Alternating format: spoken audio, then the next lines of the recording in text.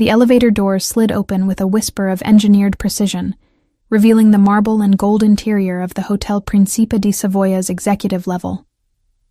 I stepped inside, my fingers still trembling slightly from the tension of the meeting I'd just concluded with the Calabrian associates. The scent of expensive cologne, something woody with notes of bergamot, clung to my custom Brioni suit as I pressed the button for the penthouse floor. The doors began to close when a hand shot through, triggering the sensor. They reopened to reveal a couple, and my entire world tilted on its axis. Isadora. 8 months. 8 months since I'd signed those divorce papers with a fountain pen that cost more than most people's cars. My signature brutal and final across the bottom of documents that severed us legally, if not emotionally. 8 months since I'd told her, with calculated coldness, that she didn't belong in my world. That her soft heart and artistic sensibilities had no place beside a man whose business required decisions she could never understand or accept. She stood there in a champagne-colored silk dress that moved like liquid against her skin. Her dark hair swept up in a way that exposed the elegant line of her neck. The neck I used to kiss in the quiet hours before dawn when neither of us could sleep. But it wasn't her appearance that drove the air from my lungs. It was the man beside her. He was tall, impeccably dressed in a dove-gray suit that screamed Middle Eastern royalty, his hand resting with casual possession at the small of her back. And Isadora, my Isadora, was laughing at something he'd just said, her face tilted toward his with an ease that made my chest constrict. Her eyes met mine as they entered the elevator. For a fraction of a second, I saw something flicker in those amber depths. Recognition, certainly, but nothing else. No anger, no hurt, no residual longing. Just a cool, polite acknowledgement, as if I were a stranger she'd passed in a hotel corridor. "Excuse us," she said, her voice carrying that same refined warmth I remembered, though now it was directed at someone else. The man, this interloper in expensive tailoring, nodded at me with the bland courtesy of someone who had no idea who I was, who I had been to her. The elevator doors closed, sealing the three of us in this gilt-edged cage, and I found myself pressed against the mahogany paneling, suddenly a third wheel in a space I'd entered first.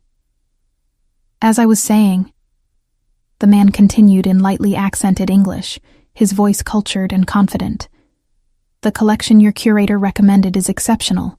My family has been searching for pieces of this caliber for years."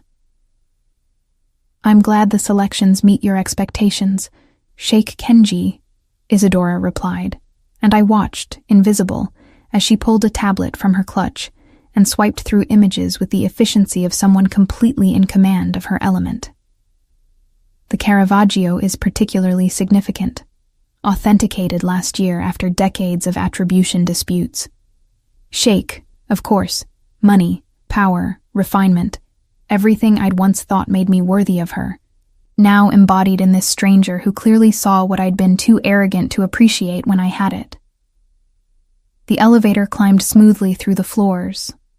12, 13, 14. I should have said something. Should have acknowledged her presence, forced some kind of interaction. But my throat had closed around words that felt inadequate to the moment. What could I say? That I'd been wrong? That 8 months without her had been 8 months of slowly suffocating in spaces that had once felt like kingdoms, but now felt like empty rooms?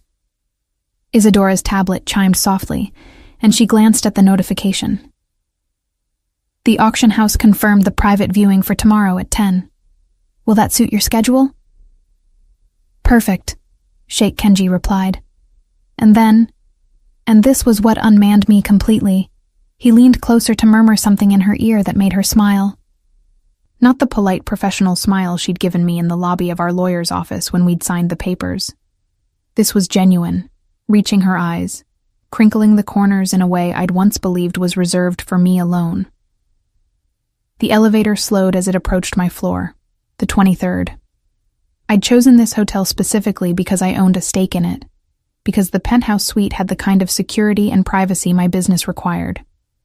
Now it felt like a prison I'd built for myself, brick by brick, decision by decision.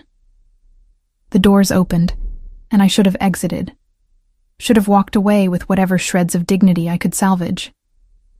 Instead, I heard myself speak, my voice rougher than I intended. Isadora.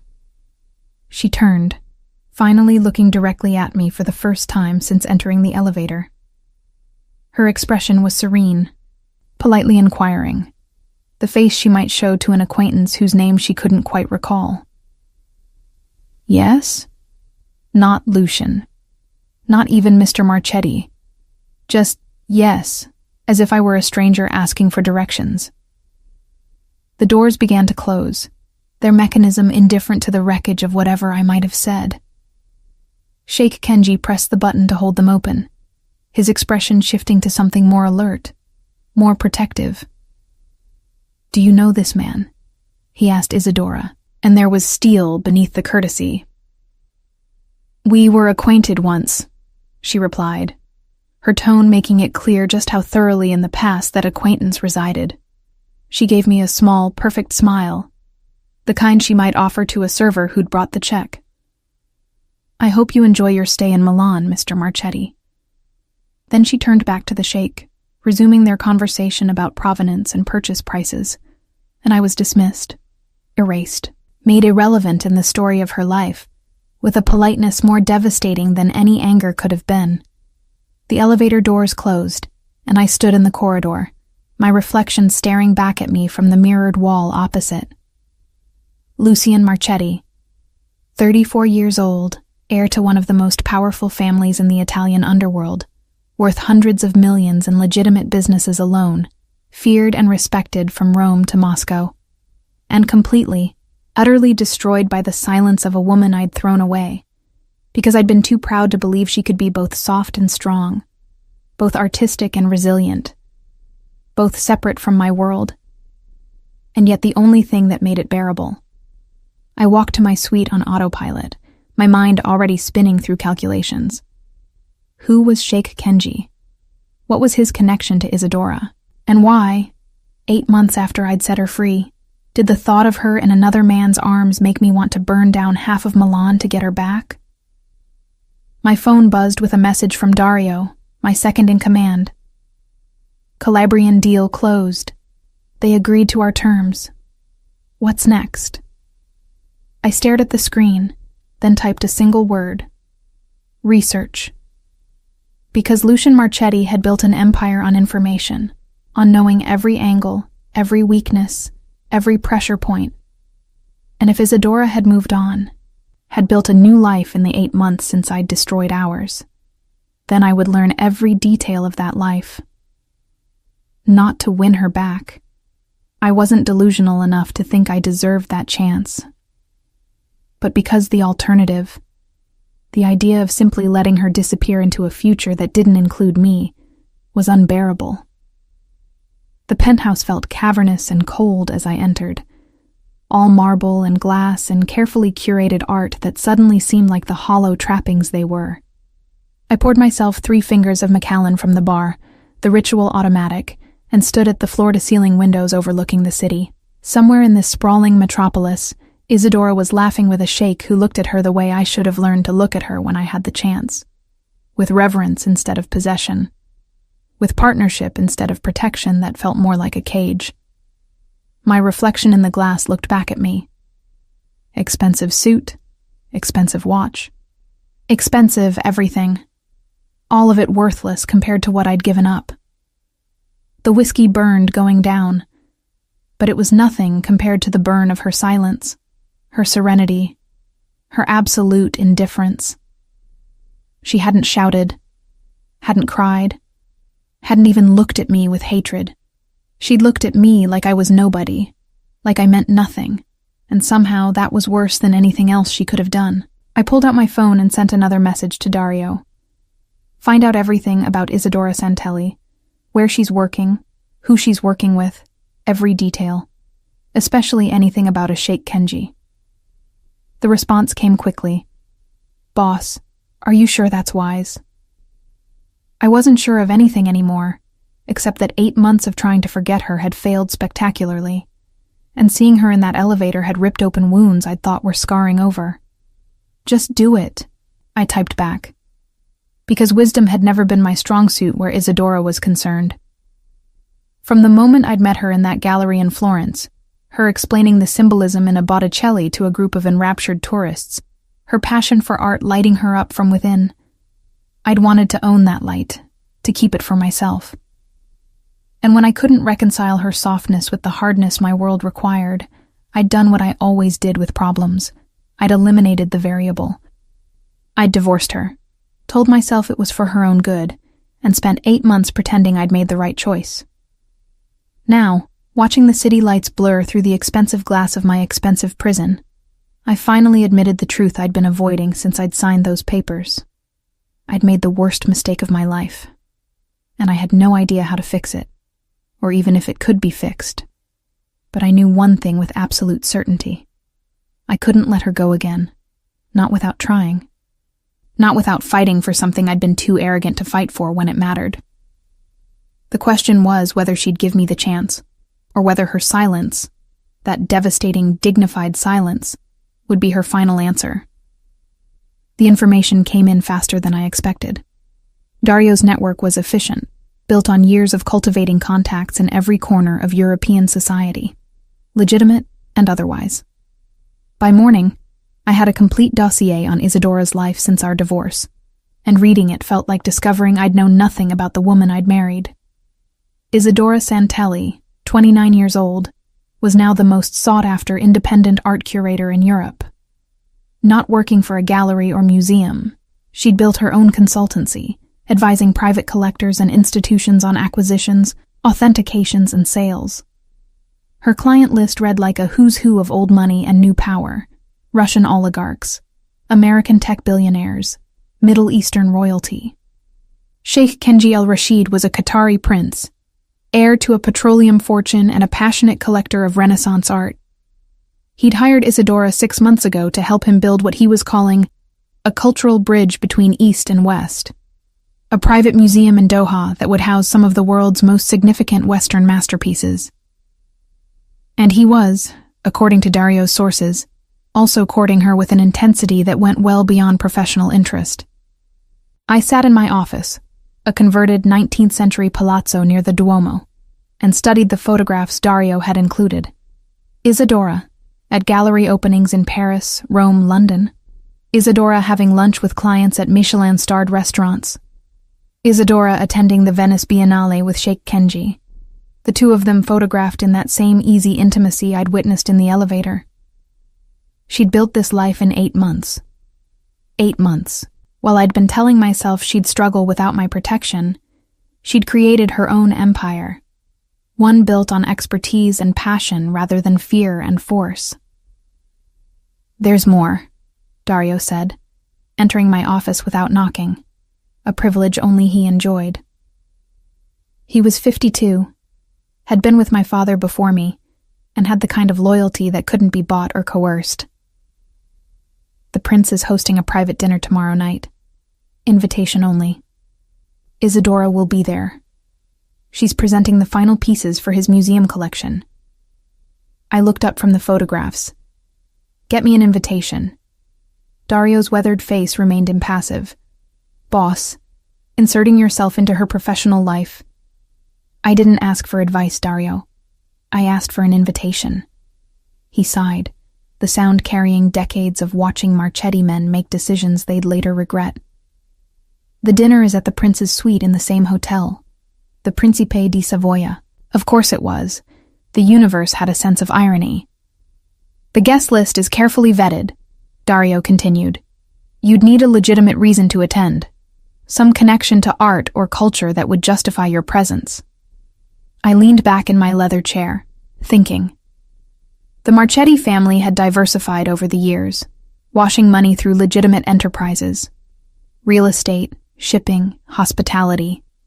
And, though few knew it, we also owned several small galleries and auction houses across Europe. "The Galleria Marchetti," I said.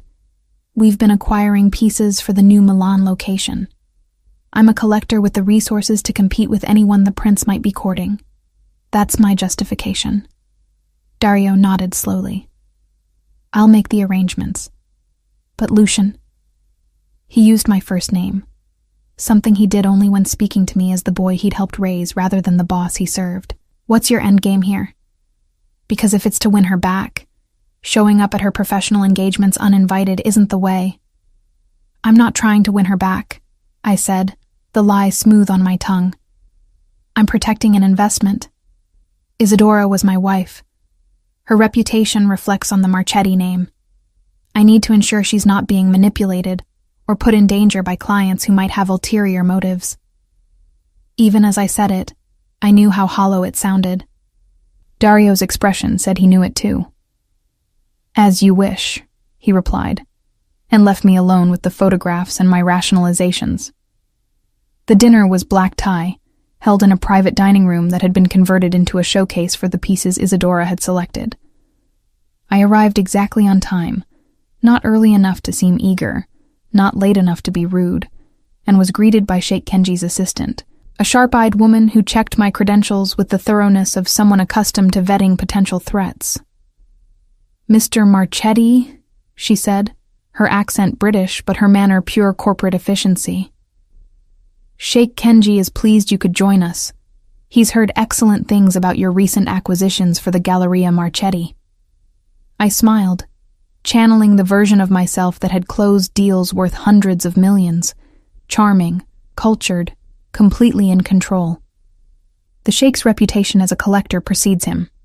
I'm honored by the invitation. The dining room was intimate, perhaps 20 guests, all carefully chosen to represent different aspects of the art world. Museum directors, fellow collectors, a few critics whose opinions carried weight in the circles that mattered. And there, at the center of it all, was Isadora. She wore black, a simple sheath dress that should have been understated but instead made her luminous, like a pearl against dark velvet. Her hair was down tonight, falling in soft waves to her shoulders, and she was explaining something to an elderly man I recognized as the director of the Uffizi Gallery, her hands moving expressively as she spoke. She hadn't seen me yet. I accepted a glass of champagne from a server and positioned myself where I could watch her without being obvious, noting the way every person she spoke with leaned in, engaged, captivated. This was her element. Not the quiet dinners in our home where she'd tried to share her passion for art while I'd been distracted by business calls and problems that had seemed so pressing then, so trivial now. Here, she was radiant, confident in her expertise, comfortable in her skin, commanding the room without demanding attention. Mr. Marchetti? I turned to find Sheikh Kenji approaching, his expression pleasant, but his eyes calculating. He'd recognized me from the elevator then. Good. Let him wonder. Sheikh Kenji, I replied, shaking his offered hand with exactly the right amount of pressure. Firm but not aggressive. Thank you for the invitation. Your collection is remarkable. Credit belongs to Ms. Santelli, he replied, gesturing toward Isadora. Her eye is impeccable. Every piece she selected has significance beyond mere aesthetic value. Historical importance, provenance, cultural resonance. She's building not just a collection, but a narrative. He spoke about her with proprietary pride, and I felt something dark and primitive coil in my chest. Jealousy, yes, but also recognition. He saw what I'd failed to see when I had the chance. He valued what I'd dismissed. She's exceptionally talented, I agreed, keeping my voice neutral. You know her work, then? I know her, I said, and watched his expression shift as he processed the implication. Before he could respond, Isadora herself appeared at his elbow, her professional smile in place until she saw who he was speaking with. Then something flickered across her face. Surprise, quickly shuttered, replaced by the same polite neutrality she'd shown me in the elevator. Lucian, she said, and my name in her voice after 8 months of silence was both a gift and a knife. I didn't realize you'd be attending this evening. A last-minute addition to the guest list, I replied. matching her formal tone even as everything in me wanted to pull her aside, to demand answers, to ask why she looked at me like I was a stranger. The Sheikh's collection has garnered significant attention in art circles. I couldn't pass up the opportunity to see it for myself. "How thoughtful," she said, and her smile didn't reach her eyes.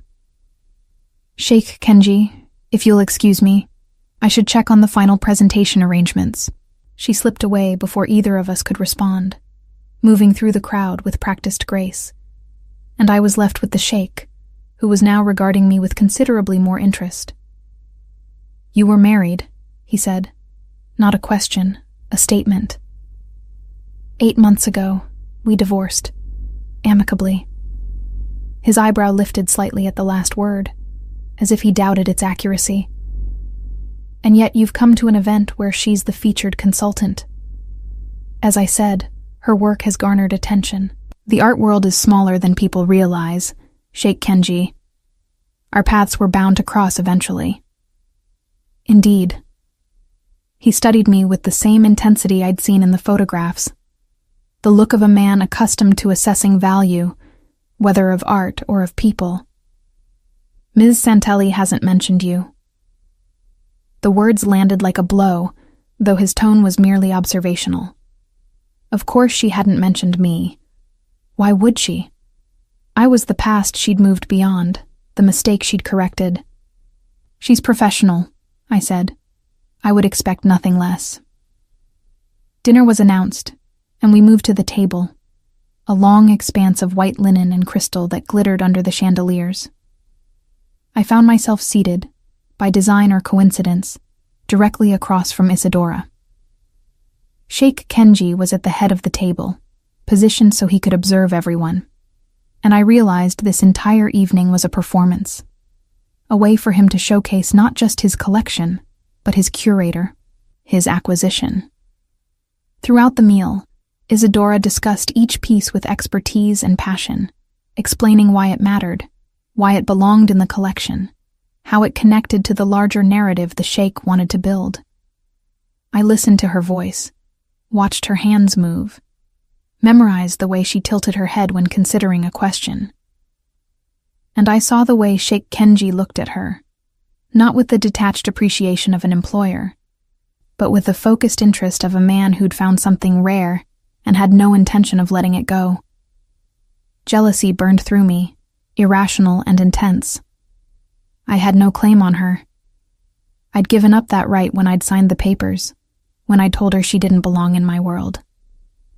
But watching another man covet what I'd thrown away was a special kind of torture. When the meal concluded and guests began to circulate again, I waited until Isadora was momentarily alone, examining one of the paintings hanging on the far wall, a small Raphael Madonna, exquisite in its delicacy. "Beautiful," I said, approaching carefully, as one might approach something wild that could bolt at any moment. She didn't turn. "The Sheikh has excellent taste. He has an excellent curator."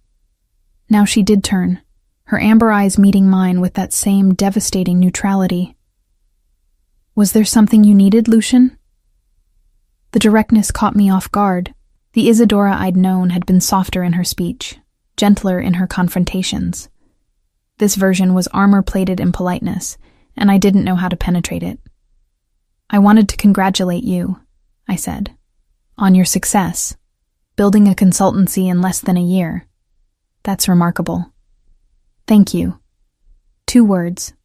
Polite. Final. Offering nothing. "Isadora. Ms. Santelli, if you don't mind.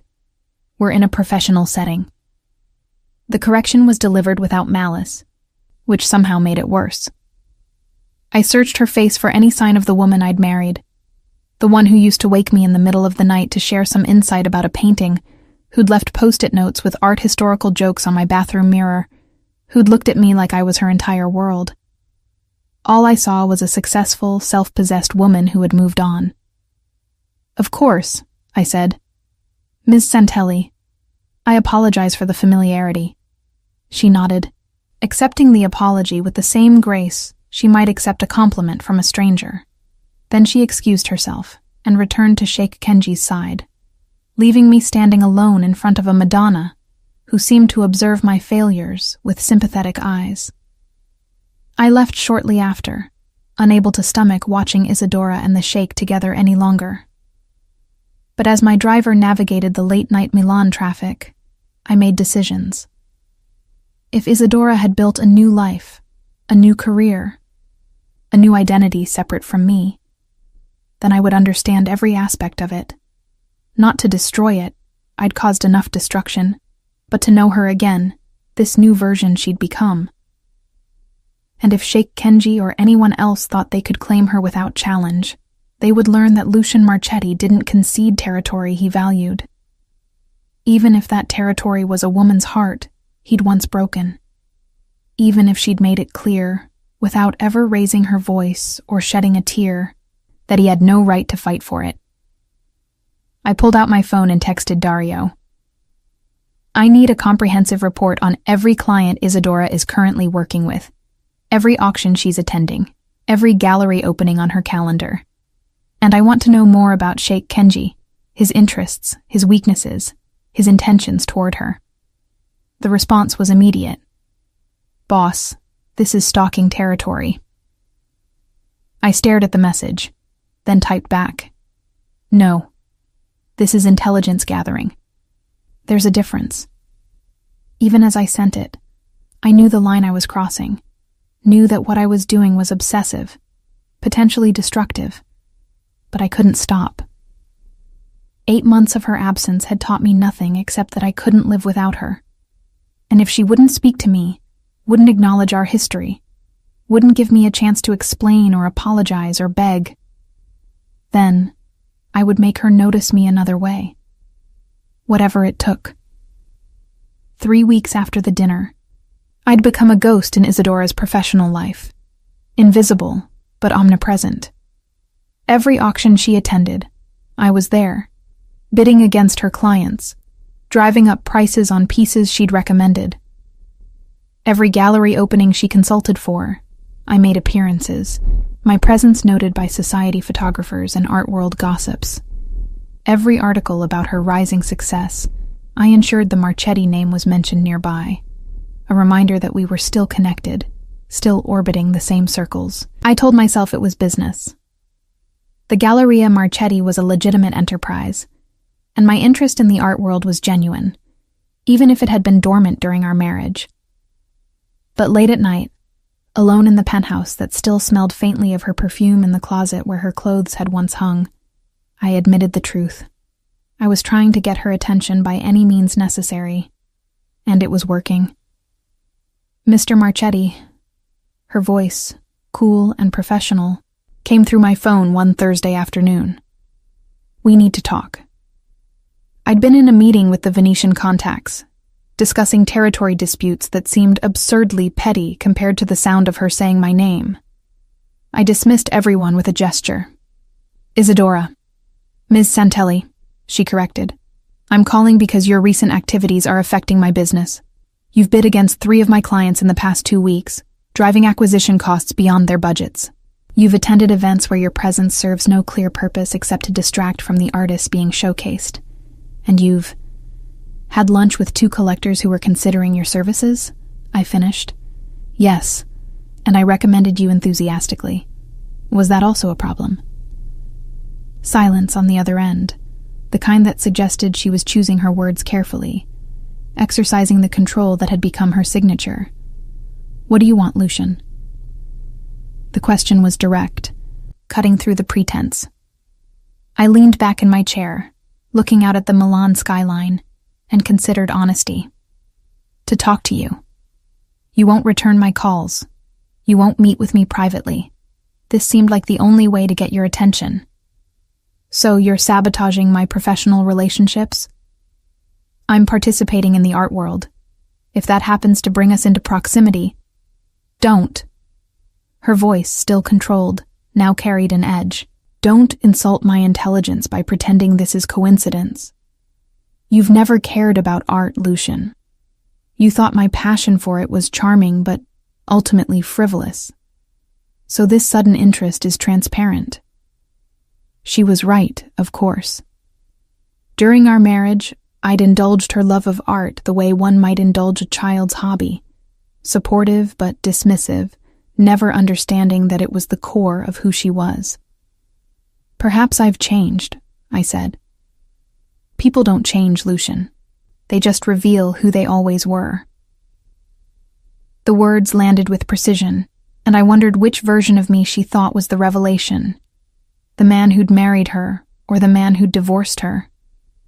Meet me for coffee, I said. 1 hour, public place, just to talk. We have nothing to discuss. We have 8 years of marriage to discuss. We have the fact that I made a mistake when I let you go. We have... You didn't make a mistake. Her interruption was sharp, the first real emotion I'd heard from her in weeks. You made a choice. You decided I didn't belong in your world. And you were right. I didn't belong in a world where art was decoration, and love was ownership, and partnership meant I should smile quietly, while you made decisions about both our lives. Each word was a scalpel, precise and devastating. So I built my own world, she continued, her voice steadying. One where my expertise matters, where my choices are respected, where I'm valued for what I know, not for whose wife I am. And in my world, Lucian, you don't have entrance. The line went dead. I sat motionless, her words echoing in the sudden silence of my office. The truth of them was undeniable. I had treated her exactly as she'd described.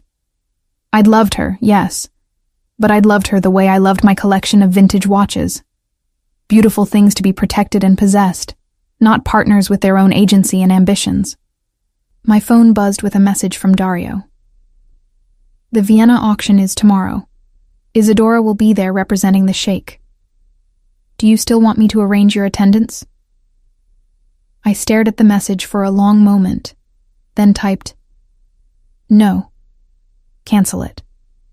Because if I'd learned anything from that phone call, it was that my current strategy, inserting myself into her professional life, using my resources to create proximity, was achieving the opposite of what I wanted. I wasn't getting closer to her. I was pushing her further away. I needed a different approach. Not force, not manipulation, not the tactics that had served me well in business, but had destroyed my marriage. I needed to actually change, not just claim to. Over the next month, I withdrew from Isadora's orbit entirely. No more auction appearances, no more gallery openings, no more carefully orchestrated coincidences designed to remind her I existed. Instead, I did something I'd never done before. I educated myself.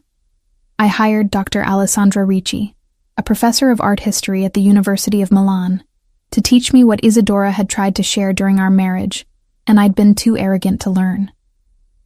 We met 3 times a week, and she walked me through centuries of artistic evolution, explaining not just who painted what and when, but why it mattered, how art reflected culture, challenged power, preserved memory, gave voice to the silenced. Why this sudden interest? Dr. Ricci asked during our 4th session, her shrewd eyes studying me over her reading glasses. Art history isn't typically the passion of men in your profession. I'm trying to understand someone I failed to understand when it mattered, I replied honestly. She nodded, seeming to accept this. The people we fail to understand are often the ones teaching us the most important lessons, if we're willing to learn them. I learned. I spent hours in the Pinacoteca di Brera, standing before paintings I'd passed 100 times without seeing. I read the books that lined Isadora's side of our home library, the ones I'd never opened. I listened to lectures, attended symposiums, began to grasp the language she'd spoken fluently while I'd nodded along, comprehending nothing. And slowly, painfully, I began to understand what I'd lost. Not just a woman, but an entire dimension of existence I'd been too blind to perceive. Dario watched this transformation with the wary concern of someone who'd seen me obsess before. but never like this. "Boss," he said one evening, finding me in my office at midnight, surrounded by auction catalogs and provenance research. "This isn't healthy." "What isn't?"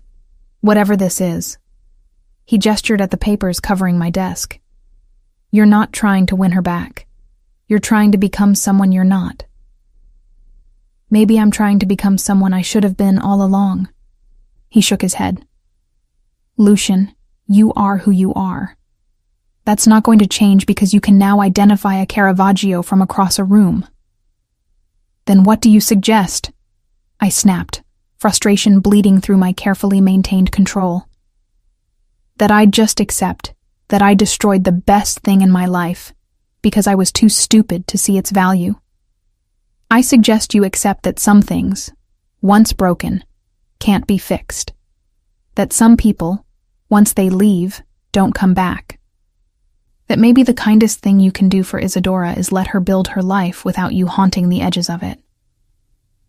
His words were pragmatic, rational, everything I'd have said to someone else in my position. And I rejected them completely. "I can't," I said simply. "I can't let her go. Not without trying everything." "You've tried everything. You've inserted yourself into her business. You've tried to talk to her. I haven't tried actually changing," I interrupted, "actually becoming someone worthy of her. Someone who understands what she loves and why it matters. Someone who sees her as a partner, not a possession." Dario studied me for a long moment, then sighed. "And you think learning about art history will accomplish that?" "It's a start." "A start toward what, Lucian? She's made it clear she's moved on. The Sheikh is a client," I said, though I had no evidence of this beyond desperate hope. "Nothing more." "You don't know that. I know Isadora. She doesn't confuse professional relationships with personal ones. Unlike me, she has boundaries." "Had boundaries," Dario corrected. 8 months ago. People change, especially after they've been hurt. Especially when someone better comes along. The implication, that Sheikh Kenji might be someone better, landed like a physical blow. Because it was probably true. The Sheikh was cultured, appreciated art, treated Isadora with the respect I'd failed to show. He was everything I wasn't, and everything she deserved, which meant I had to become more than I was. Not to compete with him, but to be worthy of even asking for a second chance. "I need you to arrange something," I told Dario, quietly, anonymously. He raised an eyebrow. "What kind of something?" "There's a young artist in Isadora's network, Marco Bellini. He's talented but struggling to get gallery representation. I want you to arrange funding for a solo exhibition. Nothing that can be traced back to me. Use one of our shell corporations. Make it look like a grant from an arts foundation. You want to fund her protégé's career? I want to support what she believes in, without her knowing it's from me." Dario shook his head slowly. "This is either the most selfless thing you've ever done, or the most pathological. I can't decide which. Does it matter? Probably not," he admitted. "I'll make the arrangements." Over the next 6 weeks, I funded 3 more exhibitions for artists in Isadora's network. I anonymously purchased several pieces at auction that she'd recommended to clients who couldn't afford them, then donated them to museums she'd cited in interviews as needing to diversify their collections. I established a scholarship fund for art history students, naming it after her grandmother, the one who'd first taught her to love painting. None of it could be traced to me. None of it could be used to claim credit or curry favor. I was doing what I should have done during our marriage, supporting her passion, elevating her work, making her world better without demanding acknowledgement or control. And through it all, I kept my distance. No contact, no accidental meetings, no pressure. It was the hardest thing I'd ever done. Harder than negotiating with Sicilian families who spoke only in threats. Harder than expanding territory against rival organizations. Harder than any aspect of the violent, complicated business I'd inherited.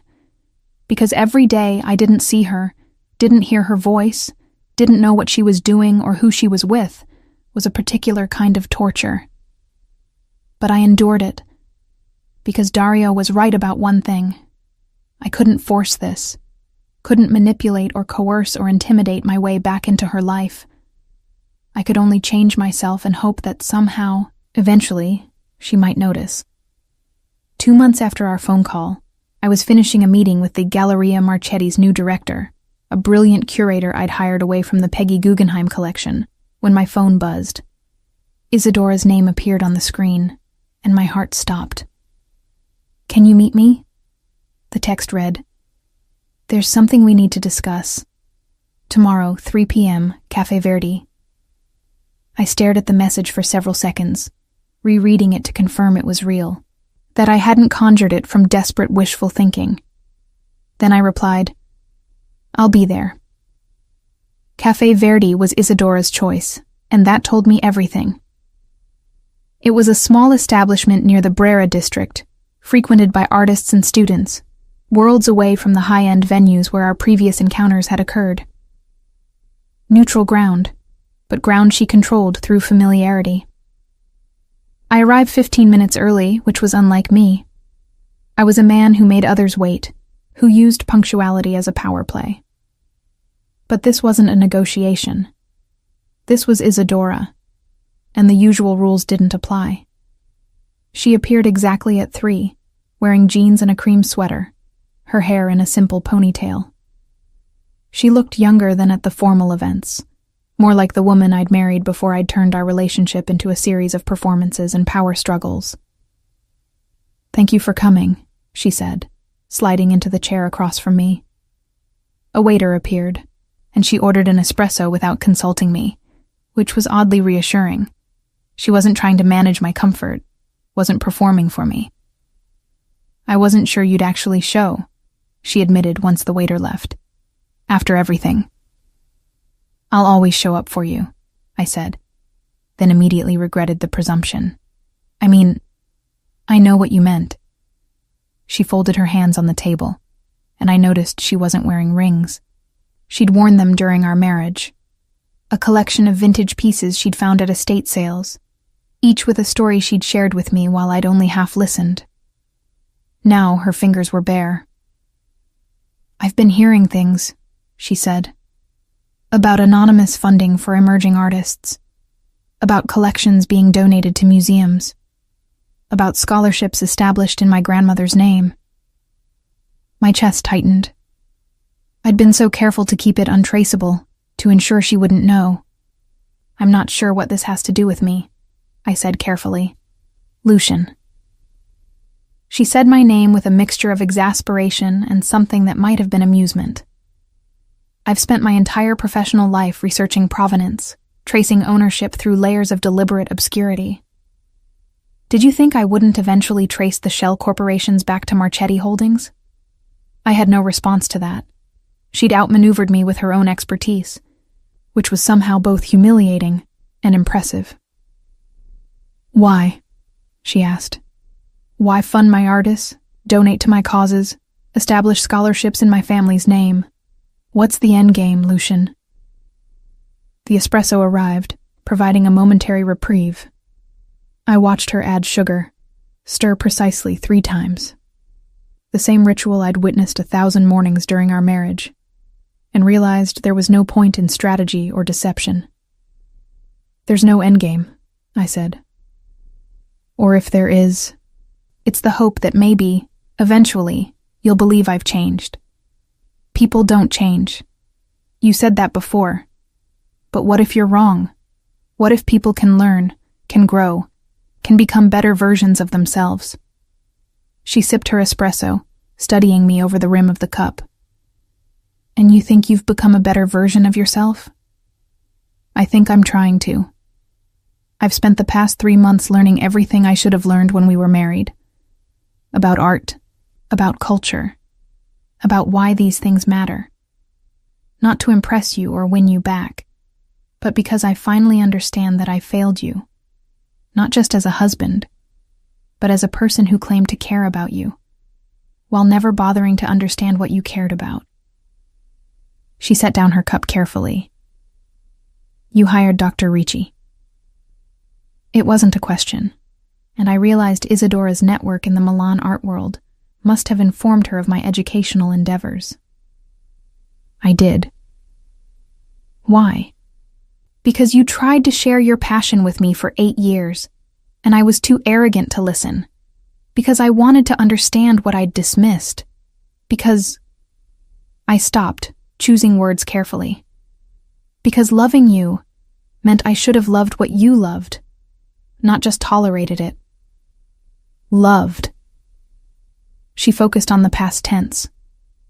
Past tense. Love, I corrected. Present tense. Continuous tense. However grammar works, that hasn't changed. She was quiet for a long moment, her fingers tracing the rim of her cup in patterns I'd once known by heart. You hurt me, she said finally, her voice soft but clear.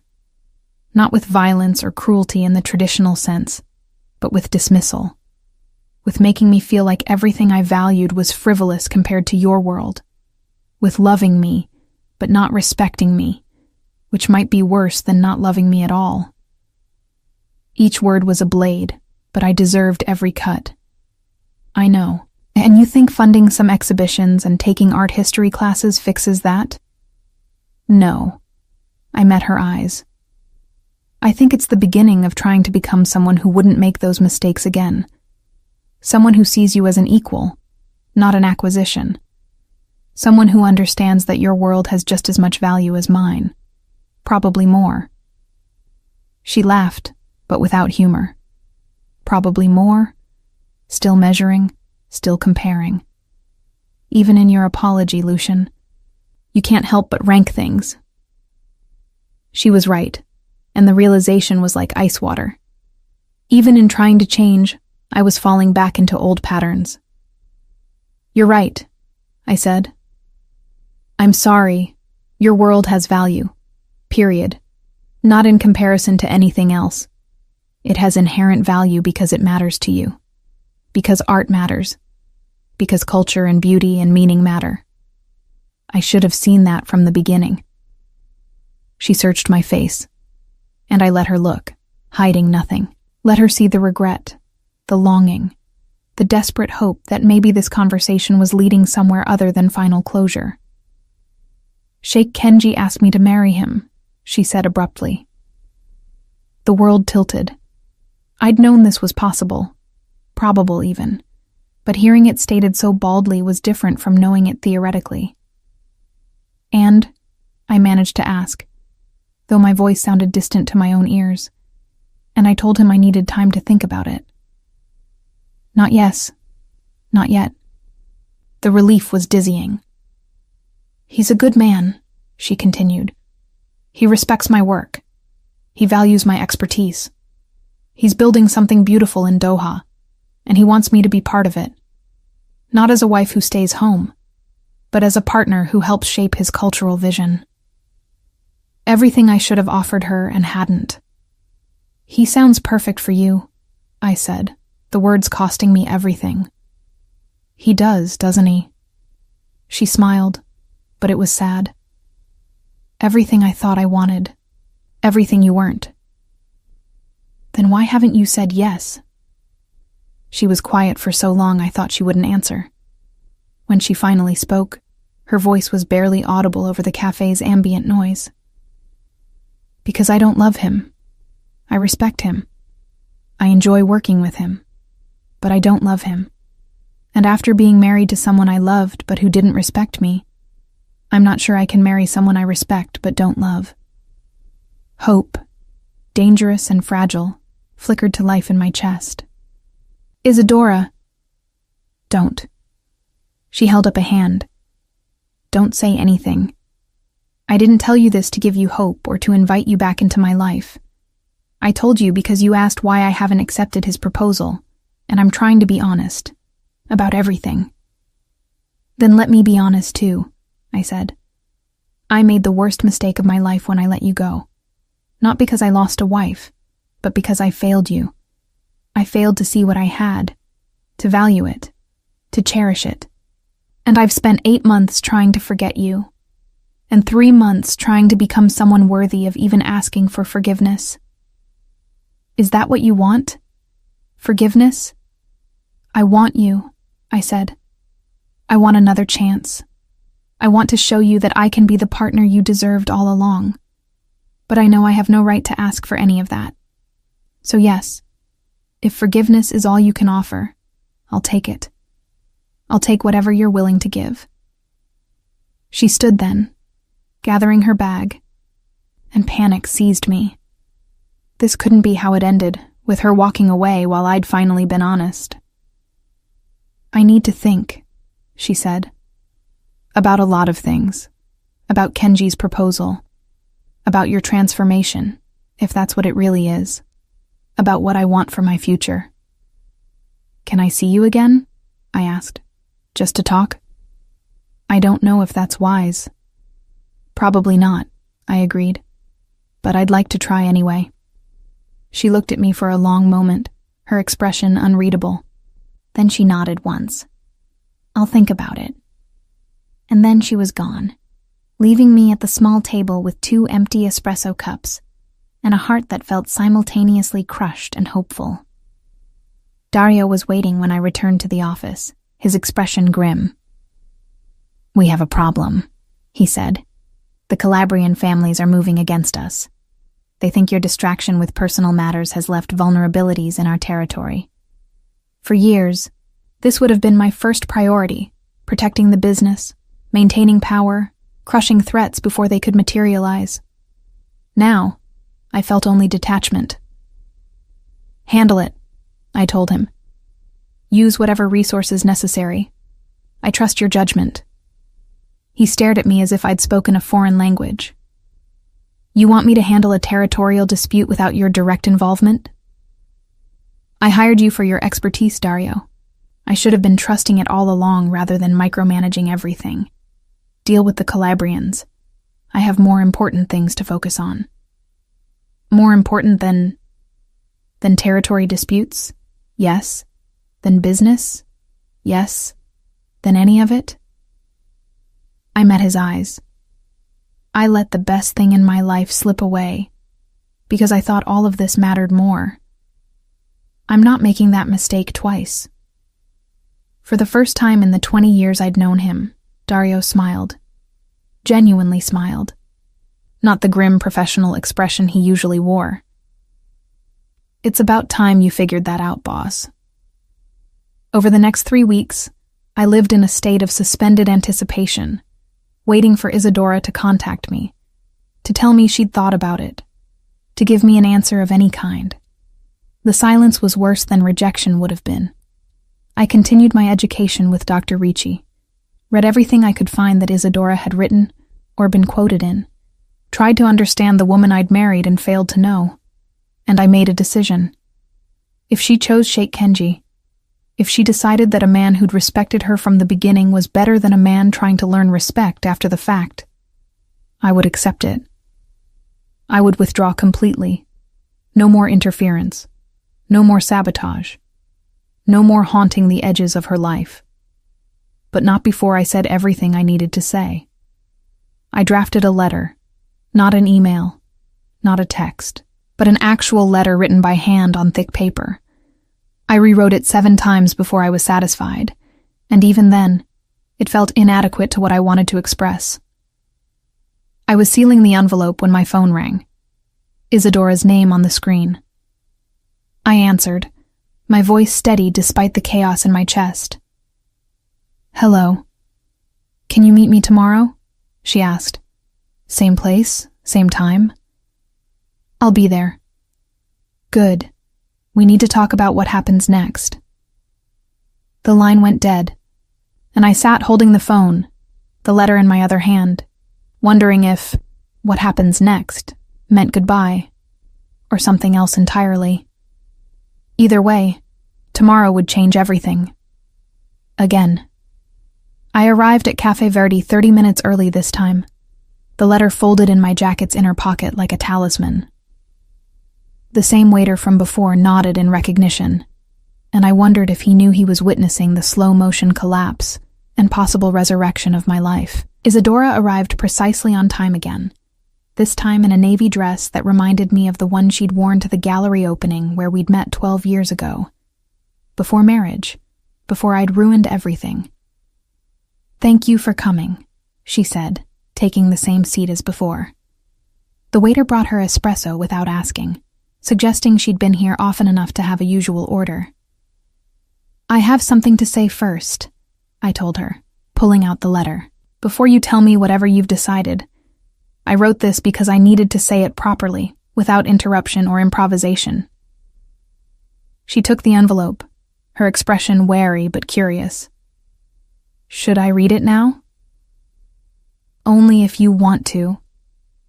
She opened it carefully, and I watched her eyes track across the handwritten lines. I'd memorized every word. Isadora, for 8 years, I had everything, and I understood nothing. I had a wife who saw beauty in the world and tried to share it with me. I had a partner who challenged me to be better, and I resented the challenge.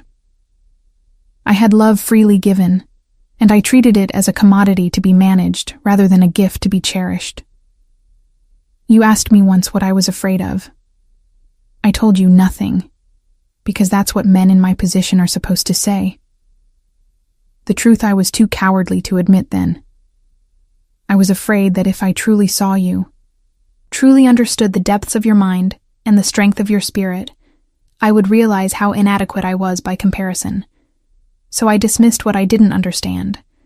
I minimized what threatened me. I made you smaller in my mind, so I could feel larger, and in doing so, I diminished us both. You were right when you told me I don't have entrance to your world. I forfeited that right when I failed to respect the woman who built it, but I'm writing to you now not to ask for that entrance back, but to tell you what I've learned in your absence. That love without respect is possession, not partnership. That beauty and meaning aren't frivolous. They're what make existence bearable. That you were never the one who didn't belong in my world. I was the one who didn't deserve to belong in yours. I've spent 3 months trying to understand what I failed to see. Not to win you back, though I'd be lying if I said I didn't hope for that. But because I owed it to you, to the woman who tried for 8 years to share herself with me while I was too blind to see. If you choose Sheikh Kenji, I'll understand. He saw your value from the beginning. He built his partnership with you on respect. He deserves what I took for granted. But if there's any part of you that remembers who we were before I broke us, that wonders if I've truly changed, that's willing to risk being hurt again, I'm here. I'll wait as long as it takes. I'll earn back your trust however you need me to. I'll spend the rest of my life proving that I finally understand what you tried to teach me. You told me that in your world, I don't have entrance. You were right. But I'm not asking for entrance anymore. I'm asking for the chance to stand outside the door and prove I'm someone worth letting in. Yours, if you'll still have me, Lucian. She read it twice, her expression carefully neutral. When she finally looked up, her eyes were bright with unshed tears. "This is beautiful," she said softly, "and terrible, because it's exactly what I needed to hear 8 years ago, and I don't know if hearing it now changes anything." The words felt like a door closing, and I forced myself to accept them. "I understand. Do you?" She set the letter down carefully. "Because I'm not sure I do. I've spent 8 months building a life without you, a good life, a successful life. And in one letter, you've reminded me of everything I lost, everything I still—" She stopped, shaking her head. "I told Kenji I couldn't marry him." My heart stopped. "Why?" "Because I realized something while reading your letter. You say love without respect is possession. But respect without love is just professional courtesy. And I deserve both. I deserve someone who sees me completely, who loves me entirely, who respects what I do, and who I am. I want to be that person, I said. I know I wasn't before, but that's the problem, Lucian.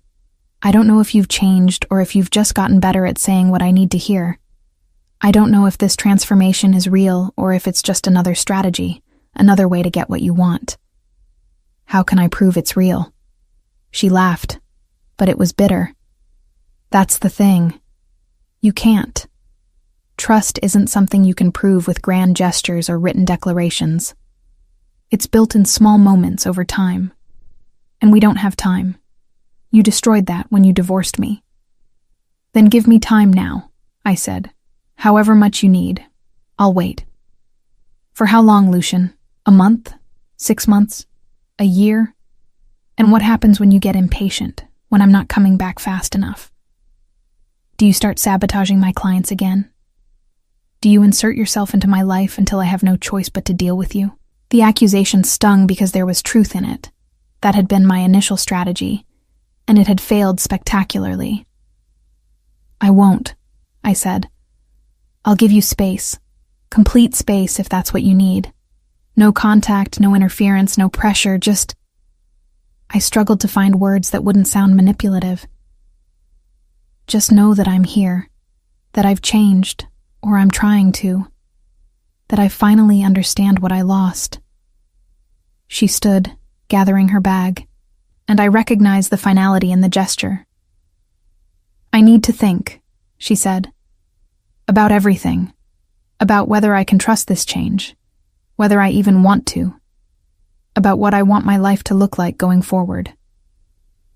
Can I ask you something? I said as she prepared to leave. One question. Do you still love me? Even a little? She was quiet for so long I thought she wouldn't answer. When she finally spoke, her voice was barely above a whisper. I never stopped loving you, Lucian. That's the problem. But love isn't enough. It wasn't enough to keep you from breaking us. And I'm not sure it's enough to fix what you broke. Then she was gone, leaving me with a letter that had failed to save us, and the knowledge that she still loved me but might choose to walk away anyway. The next weeks were the hardest of my life. I kept my promise. No contact, no interference, complete withdrawal from her orbit. It was torture, especially when Dario's reports indicated she was traveling extensively, meeting with new clients, building her consultancy into something even more impressive than it had been. She's in Paris this week, Dario would mention casually, or she's keynoting at a symposium in London, or she's been approached by the Getty about a position. Each update was a reminder that Isadora's life was continuing, expanding, thriving without me in it. I focused on my own transformation, not as a strategy to win her back, but because I'd committed to it, and because somewhere in the process, I'd discovered I genuinely valued what I was learning. Dr. Ricci and I finished our sessions, but I continued studying on my own, visiting museums not because Isadora might be there, but because I was beginning to understand what she'd tried to teach me. That art wasn't decoration or investment, but meaning made visible. 2 months passed with no word from her. I was beginning to accept that her silence was her answer when my phone rang at 2 a.m. Unknown number. I almost didn't answer. Lucian? Isadora's voice, shaking and urgent. I need help. I was on my feet instantly, every protective instinct roaring to life. Where are you? What's wrong? I'm at the hospital, Villa Maria. There was an accident. Someone tried to force me off the road. I'm okay, just shaken. But the police are asking questions about whether I have enemies, and I didn't know who else to call. I'm on my way. Don't talk to the police until I get there. And Isadora. I grabbed my jacket, my keys, already moving. Are you really okay? Are you hurt? Just bruised, scared. Lucian, they weren't trying to steal my car. They were trying to... Her voice broke. They were trying to hurt me specifically. Ice flooded my veins. I'll be there in 10 minutes. Stay in the emergency room where there are people. I'm sending Dario ahead with security. I made the calls as I drove, Dario to the hospital with 4 of our best men, my lawyer to deal with the police, my contacts in the department to find out what they knew about the incident. By the time I arrived, Dario had established a perimeter, and my lawyer was already dealing with the detective asking questions.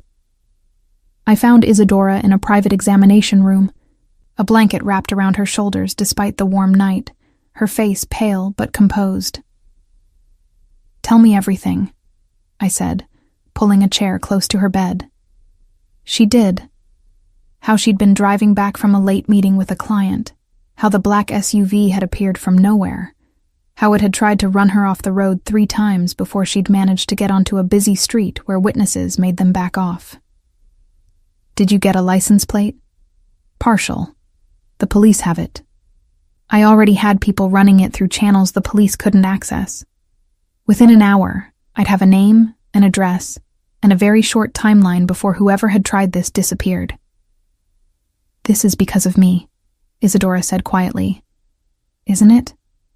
Someone trying to get to you by hurting me?" The guilt was immediate and crushing. "I don't know yet, but I'll find out. I left you, Lucian. We're divorced. Why would anyone think hurting me would affect you? Because it would destroy me, and anyone who'd been watching closely enough would know that." "I'll handle it," I said. "You're safe now. Dario's men will stay with you, and I'll have someone escort you wherever you need to go until we've identified the threat and eliminated it." Eliminated it. She repeated my words with something like fear. "This is what I left, Lucian. This violence, this danger, and it's followed me anyway. I'm sorry." The words were inadequate. "I'm so sorry, but I promise you whoever did this won't get another chance. I'll make sure of it." She looked at me then, really looked at me, and I saw calculation behind the fear. "If you do this, if you protect me, eliminate this threat, fix this problem, I'm back in your world, aren't I? Back in your debt. Back in a position where I owe you." "No." I took her hand carefully, half expecting her to pull away. She didn't. "You don't owe me anything. This is my responsibility because my world created the danger. Protecting you from consequences of knowing me isn't a favor you owe me. It's the bare minimum of decency I should have provided all along." Her fingers tightened on mine. "I'm scared. I know. But I've got you, and I won't let anyone hurt you. Not ever again." It was a promise I had no right to make given my history of hurting her myself, but it was one I intended to keep. By morning, I had answers. The attempted hit had been ordered by the Calabrians, retaliation for the territorial dispute Dario had handled in my absence. They'd targeted Isadora specifically because their intelligence had indicated she was my weakness. They weren't wrong. "How do you want to handle it?" Dario asked, his expression grim. "Retaliation? Negotiation? Or do we make an example?" I looked at Isadora, who'd finally fallen asleep in the hospital bed, her face still too pale, one hand clutching the blanket like a shield. "Negotiation," I said, surprising both of us. "I'll meet with them personally. We'll draw new boundaries. And I'll make it clear that Isadora is off limits, that anyone who touches her answers to me, regardless of our marital status." "That's going to invite questions," Dario warned. "About whether she's still important to you. Let them question. The answer is yes. She'll always be important to me, and anyone who doesn't understand that is welcome to test my commitment to that statement." The meeting with the Calabrians was tense but productive. I offered concessions I wouldn't have considered before. Territory I'd fought for, revenue streams I'd protected, in exchange for one inviolable agreement. Isadora Santelli was untouchable. Attack her, and face the combined retaliation of every Marchetti resource. They agreed, though their leader, a brutal man named Tommaso, studied me with something like amusement. "You gave up a lot for an ex-wife, Marchetti." I gave up things that can be replaced for someone who can't be. If you think that makes me weak, you're welcome to test that theory." He smiled, showing teeth. "No need. I understand the value of priorities, and I respect a man who knows what he's willing to fight for." When I returned to the hospital, Isadora was awake, talking with Dario. "It's handled," I told her. "You're safe. The threat has been eliminated." "Eliminated how?" she asked carefully. "Negotiation, agreement, protection." I didn't elaborate on the cost. The territory I'd conceded, the power I'd traded for her safety. But Dario, damn him, did. "He gave them the northern port access and the shipping routes we've been fighting over for 2 years, he told Isadora, "in exchange for a promise that you're untouchable." She stared at me. "You gave up, Lucien. That was worth millions. And you're worth more." The words hung in the air between us, simple and absolute. Isadora's eyes filled with tears. "You can't do this. You can't make grand gestures and expect—" "It's not a gesture," I interrupted. "It's reality. I learned something these past months. Everything I thought mattered, the territory, the business, the power, means nothing without you. So yes, I gave up some shipping routes. I'd give up all of it if it meant you were safe." "Why?" she whispered. "After everything, why do you still—" "Love you," I finished. "Because you're you. Because 8 years of marriage and 8 months of separation taught me that everything I built means nothing if I can't share it with the person who makes it worthwhile. Because I'm done pretending I can live without you." She was crying openly now, and I wanted to hold her but wasn't sure I had the right. "I'm so tired of being angry," she said through tears. "So tired of protecting myself from you. But I don't know if I can trust this. Trust you. What if you change back?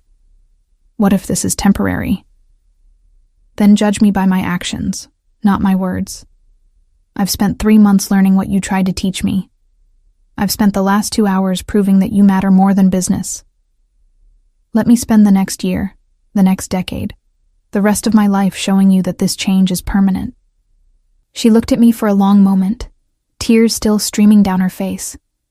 "Okay," she whispered. "Okay, but slowly.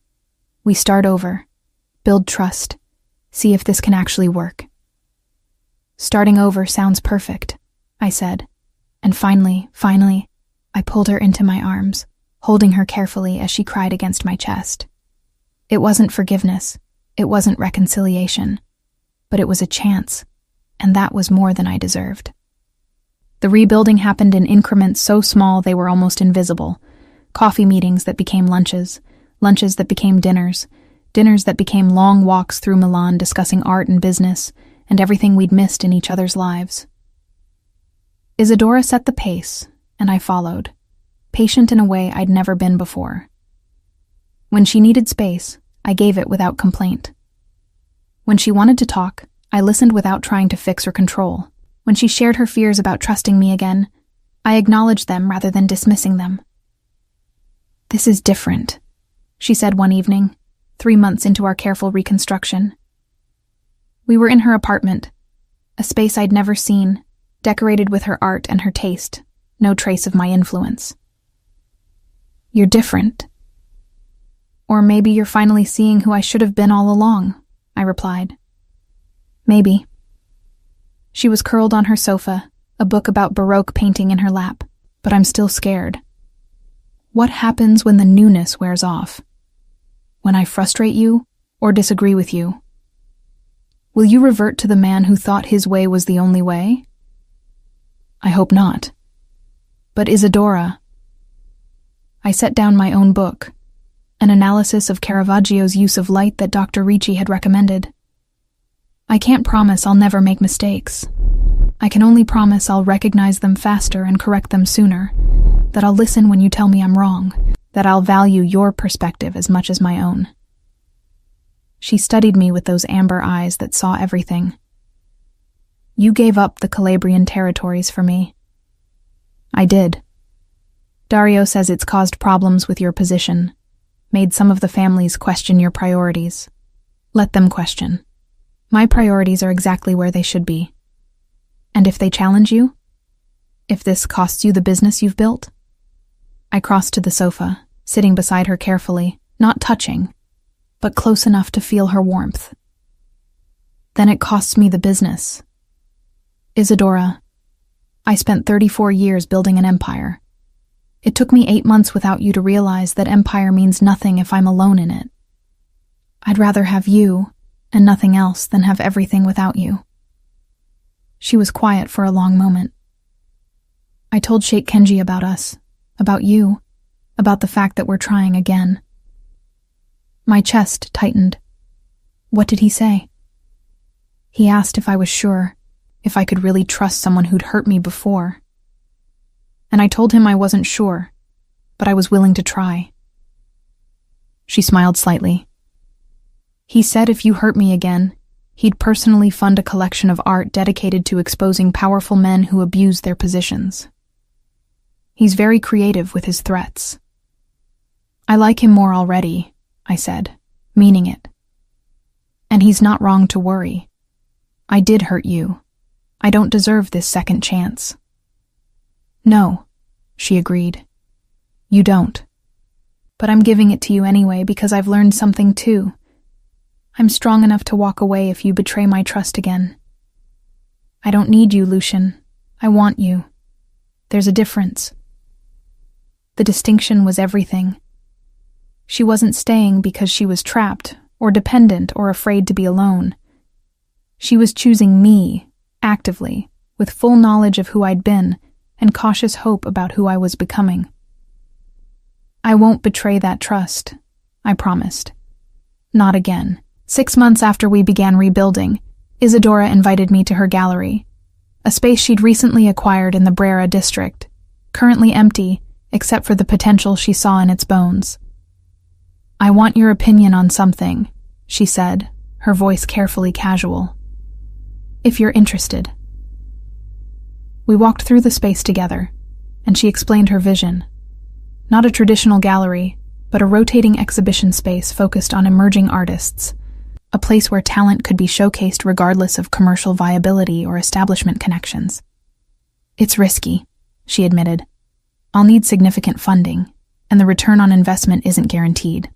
But I think Milan needs a space like this, where art is valued for meaning rather than market price. It's brilliant, I said, meaning it. Exactly the kind of project that would have terrified me before because I couldn't control the outcome. Now I just see how perfectly it reflects who you are. She smiled, and it reached her eyes for the first time in months, genuine pleasure not tempered by caution. Would you want to invest? She asked. Not as a silent partner or a favor, but as an actual partner. Someone who helps make decisions, who shares the risk and the vision. The offer meant more than money or business. It was trust. It was partnership.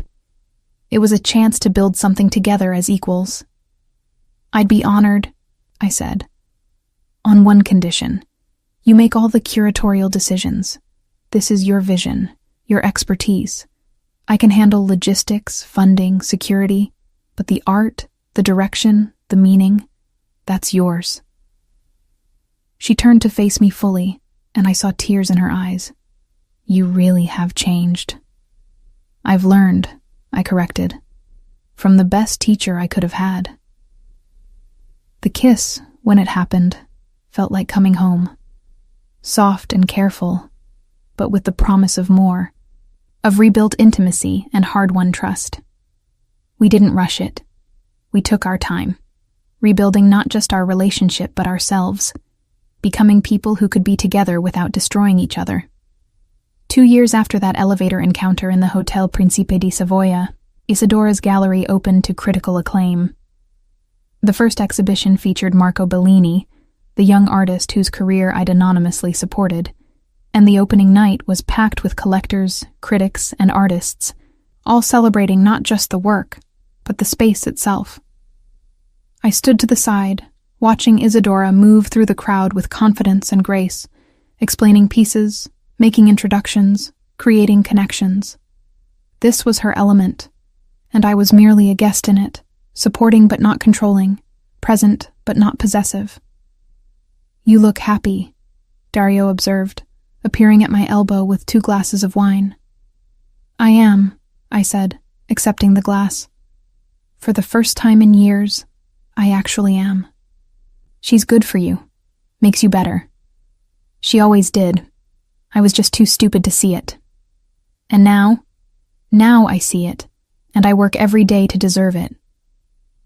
Isadora caught my eye across the room and smiled, and in that smile I saw everything we'd lost and found again, not the same as before, but better for having been broken and rebuilt. Later, after the crowd had dispersed and we were locking up the gallery together, she took my hand. "Lucian?" "Yes?" "I love you. Present tense, continuous however grammar works." The words, so similar to what I'd said to her months ago, made my chest tighten with emotion. "I love you too," I replied. "And I promise—" "Don't promise," she interrupted gently. "Just be. Be the person you've become. Be the partner I need. Be present and honest and willing to grow. That's all I ask." "I can do that," I said. And I did. We remarried 2 years later in a small ceremony attended by people who mattered. Dario, Dr. Ricci, Sheikh Kenji, who gave Isadora away with his blessing, artists from her network, a few family members I'd actually learned to connect with properly. No elaborate displays of wealth, no power plays or strategic guest lists. Just 2 people committing to partnership, to respect, to love that had been earned rather than assumed. During our vows, I promised to see her, to value her, to build with her rather than for her. She promised to trust me, to call me out when I failed to keep those promises, to love me even when it was hard. "In your world," I said during my vows, "I asked for entrance. You told me I didn't have the right. You were correct. So I spent 2 years learning to deserve that entrance. But I realize now that it was never about getting into your world. It was about building a world together, one where we both belong, where we both have equal say, where partnership means exactly that." She was crying, we both were, when she replied, "I built my world without you because I thought I had to choose between being respected and being loved. You taught me, painfully and slowly, that I deserve both. So I'm not giving you entrance to my world, Lucian.